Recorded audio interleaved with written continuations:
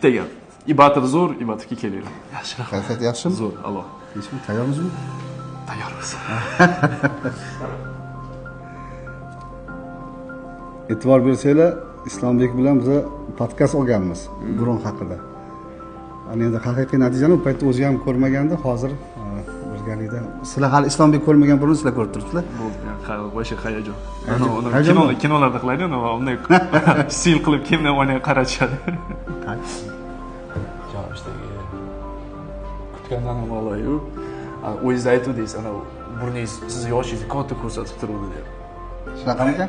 Вообще boshqa o'zim tanimay qolyapman. Nima вообще boshqa narsa. O'zim tanimay qolyapman. Yo'q, siz ishdagi hayajon nima deydi? Gaplarni ayta olmayapman-da, lekin ichimga sig'may ketyapman xursandchilikdan. Katta rahmat. Sog' bo'ling, sog' bo'ling. Xursandman. Eng quvonchli holatda-da bu biz uchun. Nima desam bo'ladi? Mana hozir o'tiribmiz, klientlar kelib so'rayaptilar-da, hayajonni ayta olmayapman. Hozir endi bemalol aytsam bo'ladi. Nima desam bo'ladi? Bitta gap. Ibativ zo'r, ibativga kelinglar. Sog' bo'ling, rahmat.